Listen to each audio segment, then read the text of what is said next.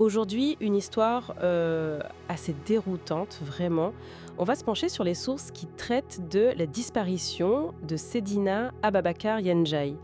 Il avait 30 ans, ça s'est passé à Bambilor, près de Dakar. Alors, imaginez un peu. Le 26 mai 2025, cet homme, grand, presque 2 mètres, connu pour être calme, respecté, croyant, sportif, on l'appelait le grand discret, vous voyez. Quelqu'un de, sans histoire. Et ce jour-là, il sort de chez lui et plus rien. Il s'évapore. Comment c'est possible ? Oui, et ce que les documents montrent tout de suite, c'est que ce n'est pas une fugue préparée. Pas du tout. On n'a retrouvé aucune lettre, pas de retrait d'argent suspect, pas de sac fait, rien.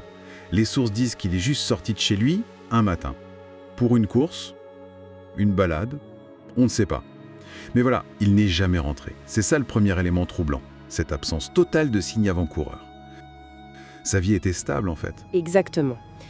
Et l'histoire devient encore plus étrange le lendemain, le 27 mai. Parce que Seydina est retrouvé. Mais pas par la police, non, par des pêcheurs sur la plage de Yoff. Et la description fait froid dans le dos.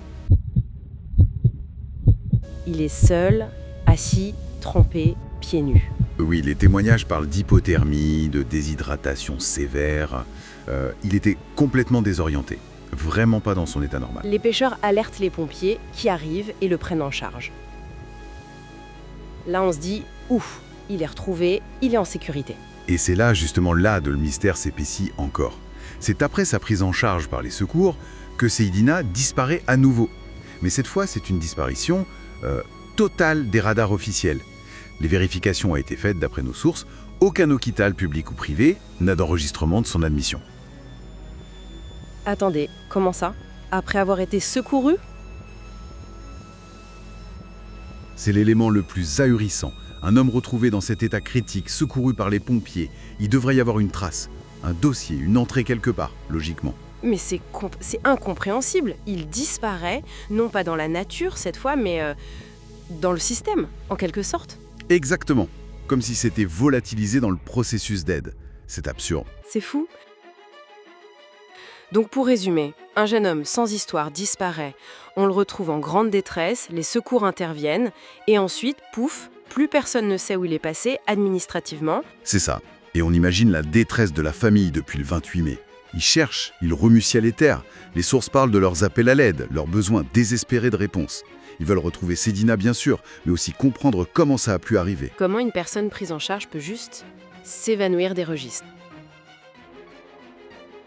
Voilà. Et ça soulève des questions très sérieuses, au-delà du drame familial. Des questions sur nos institutions. C'est-à-dire ? Mais on est forcé de se demander, est-ce qu'il y a une négligence ? Une faille dans les procédures ?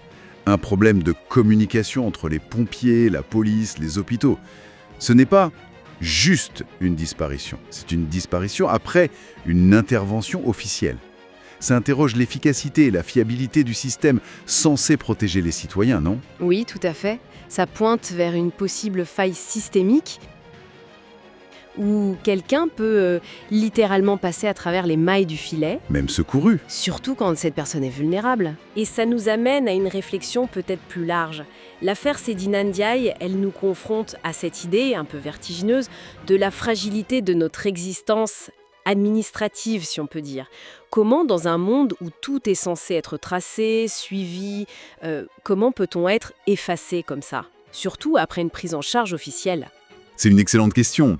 Peut-être pas par malveillance, mais juste par les trous dans la raquette, les silences administratifs, les défauts de coordination. Oui, les angles morts du système. Exactement. Quelle est la solidité de notre trace dans la société, finalement ? Si elle peut disparaître au moment même où on en a le plus besoin ? C'est une interrogation qui, je pense, va bien au-delà de ce cas tragique.